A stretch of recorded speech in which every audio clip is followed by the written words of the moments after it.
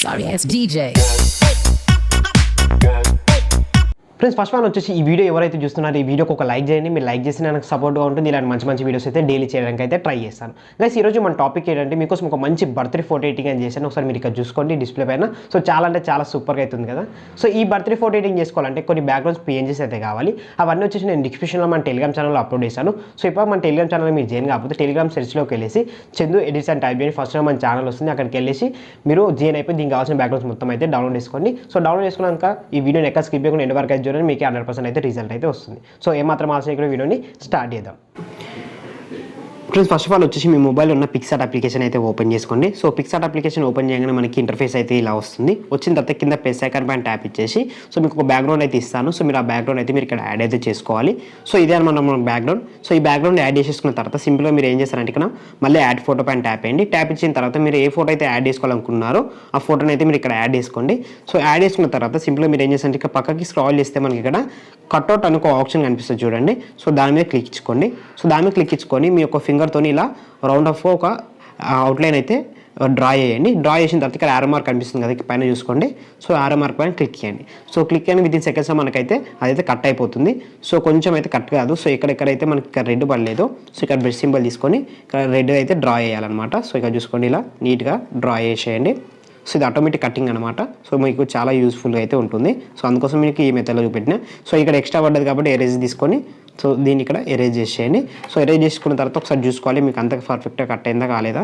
So cut కాకపోతే మళ్ళీ erase తీసుకొని సో ఇలా మొత్తం డ్రా చేసుకొని కరెక్ట్గా వేసేసుకోవాలి. సో ఇక్కడ మనకి చౌకాడ కూడా కొంచెం అయింది కాబట్టి ఇలా వేసేసుకొని సేవ్ బటన్ మీద క్లిక్ ఇచ్చేసేయండి. సో క్లిక్ ఇచ్చేసిన తర్వాత మీరు ఇలా సెట్ చేసుకోండి.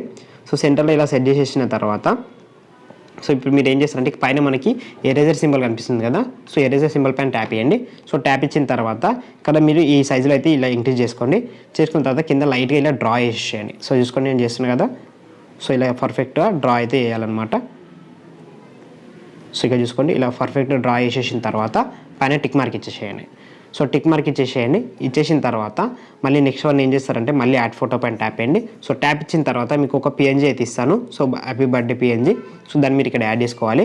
సో ఇక్కడ యాడ్ చేసేసుకొని ఇలా ఫుల్ స్క్రీన్లో పెట్టుకోండి. కొంచెం పెద్ద చేసి ఇలా అయితే ఈ సైజులో కరెక్ట్ ఇట్లా ఇంక్రీజ్ చేసి ఇలా పెట్టేసేయండి.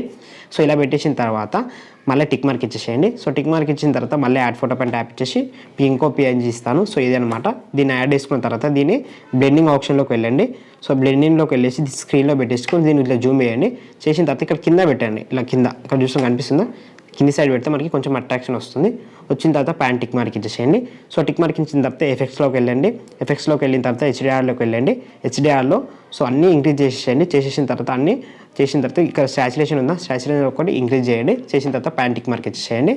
సో టిక్ మార్క్ ఇచ్చిన తర్వాత మళ్ళీ ఇక్కడ బార్డర్ ఉంటుంది. బార్డర్లోకి వెళ్ళేసి సో అన్నీ మేనేజ్ చేసేసి ఇన్లైన్ ఒకటి 1% పెట్టుకోండి.